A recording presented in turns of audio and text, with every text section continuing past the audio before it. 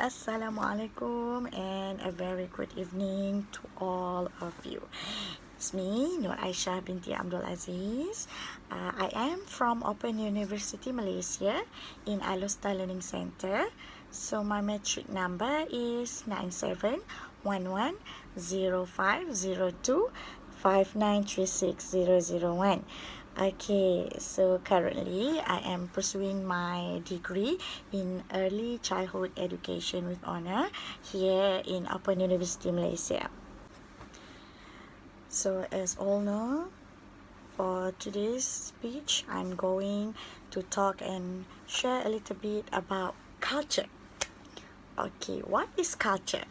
So as for me myself, I think culture is a very broad and wide topic that we can talk about, meaning that there are a lot of elements and details in culture regarding all races, all religion, all belief that we can share and talk about. So as for today's speech, I already chose the subtopic of culture, one of the subtopic, which is Malay traditional attire for women, which is baju kurung. So I bet all of you already know that baju kurung is actually one of the Malay traditional attire. So for baju kurung, it is for women. So is there any attire, any traditional attire in Malay culture which is focused on men? Yes, of course we have it, which is baju Melayu. But as for today's topic, I will press more on baju kurung. Okay, so baju kurung also loosely translated as an enclosed dress, which means it is a very polite, it's a very neat dress, very neat attire that the wearer can wear. Okay, apart from the traditional attire, baju kurung is also known as a national dress of Malaysia.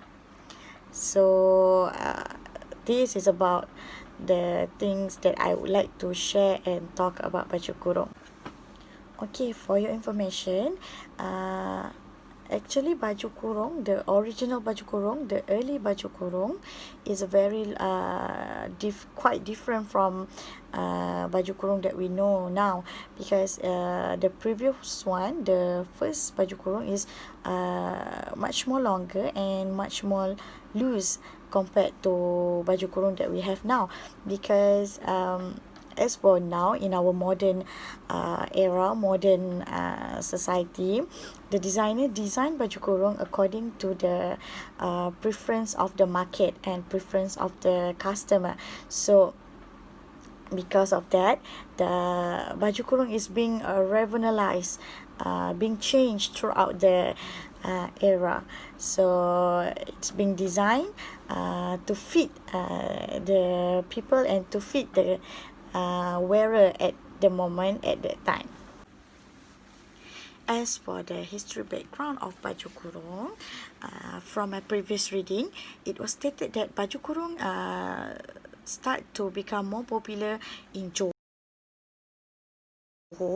in the late of 19th century. This is because at the moment, at that time, Sultan Abu Bakar of Johor, which is the modern father of Johor, was credited as the designer of baju kurung Teluk Belanga in 1866. So he fashioned and popularized the attire to reminisce and following the change of the capital state of Johor at that time, which is Teluk Belanga, to Johor Baru, the new name of Bandar Tanjung Puteri.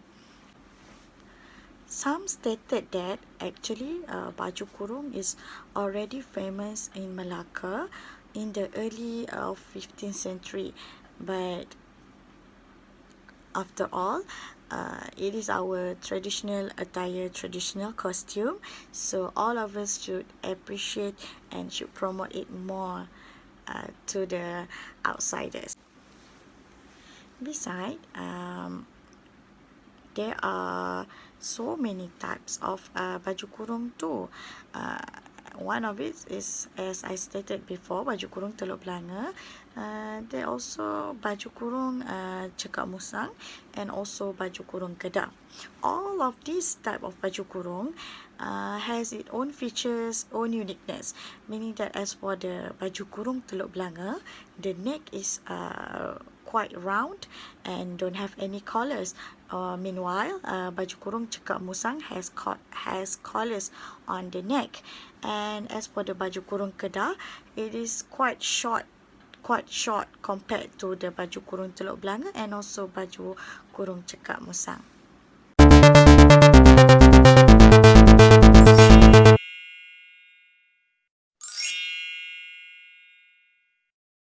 Previously, I've conducted like short interview with my female friend at my workplace, and I asked them the main reason why they choose baju kurung, and most of them stated that baju kurung is very comfortable and ready to wear. Meaning that even though it is simple, but at the same time baju kurung is also an elegant attire to wear. So it suit every environment and any kind of like event, either it is formal event or informal event. So most of them love to wear baju kurung because of that particular reason. So actually, in government sector, there will be one day that the staff will wear baju kurung and baju Melayu as the attire of the day, right? So I personally think that this is one of the effort that can promote our traditional costume to the world, meaning that to the outsiders who didn't know about it, that our country had such diverse culture and also very harmony when it comes to culture itself. As for the materials for baju kurung, there are so many type of materials that can be used to make baju kurung, such as batik, songket, and also cotton. So these kind of materials is being designed depend on the type of baju kurung that they want to make. Meaning that some of the baju kurung is more suitable to use cotton material, and some of the baju kurung is more suitable to use songket as the material. So it's actually depend on the type of baju kurung itself. In conclusion, I personally think that we as the younger generation should be more aware and more conscious regarding this matter. Why? Because I think baju kurung is actually one of the cultural heritage that being left by our ancestor for us. So we need to take that responsibility to preserve and to let the cultural heritage to stay with us, so that in future our coming generation, our next generation will never forget about it. Because from what I can see nowadays, we tend to become forgetful, and we tend to not to care about this kind of matter anymore. So that is so wrong. So we need to give our full cooperation.